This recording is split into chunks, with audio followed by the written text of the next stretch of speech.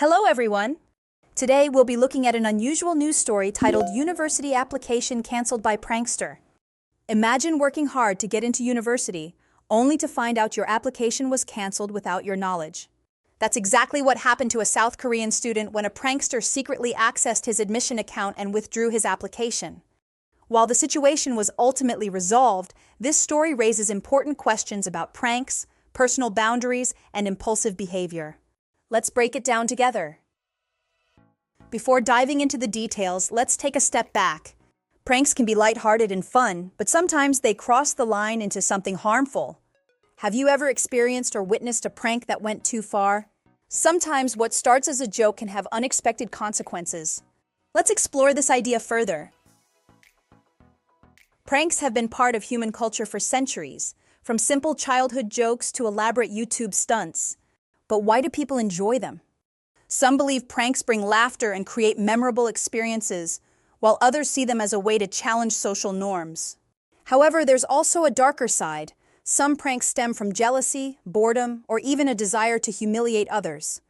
Understanding why people play pranks helps us distinguish between harmless fun and actions that cross the line. While some pranks bring laughter, others can cause real harm. Now let's think about our own experiences with pranks. Have you ever been pranked, or have you played a prank on someone else? How did it make you feel? What do you think is the difference between a harmless prank and one that goes too far? Pranks can be harmless fun when they create laughter without causing harm. Classic examples include swapping sugar for salt or wrapping a friend's desk in plastic wrap. However, when a prank involves deception, public embarrassment, or real consequences, like canceling a university application, it becomes problematic. In the case from our article, P had no direct relationship with T, yet still decided to interfere in his life. Was it curiosity, jealousy, or just an impulse?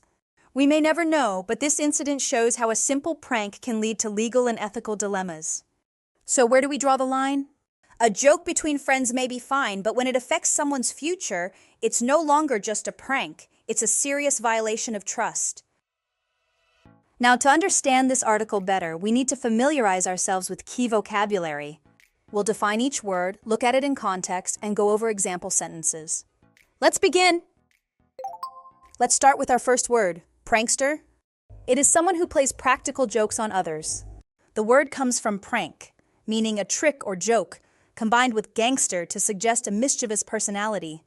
Some pranksters simply enjoy making people laugh, while others use pranks to gain attention or test social limits. The key difference is whether the prank is harmless or harmful. Here is an example. The famous YouTube prankster staged a fake police chase, but his joke backfired when real officers got involved. Now let's look at prestigious. It means highly respected and admired. It often describes universities, awards, or institutions with a strong reputation. In the article, Sungsil University is called a prestigious school, meaning it is well known for academic excellence. Here is an example. Getting accepted into a prestigious university can open doors to great career opportunities. Finally, let's examine impulsiveness. It refers to acting without thinking about the consequences.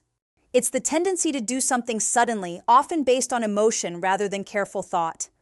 In our article, P acted on impulse. He saw an opportunity, took action without fully considering the outcome, and later regretted it. Here is an example. Her impulsiveness made her book a last-minute trip to Paris, but her passport was expired. Now that we've explored the main themes and vocabulary, let's reinforce our understanding with a summary dictation exercise. Listen carefully and fill in the blanks. A student in South Korea wanted to retake the college entrance exam, so they studied at a one-year boarding school that prepares students for this. The student successfully retook the exam and was accepted to a prestigious university. Then the student got a message that their tuition was being refunded. It turned out that a classmate from the boarding school had stolen the student's private information, logged on to the university's admissions site, and canceled the student's enrollment as a prank. Let's take a look at the answer. The first answer is college entrance exam. This refers to the standardized tests students take to enter university. The second answer is retook. This means to take an exam again. The third answer is prestigious. This describes a highly respected institution. The fourth answer is tuition. This is the money paid for university education. The last answer is enrollment.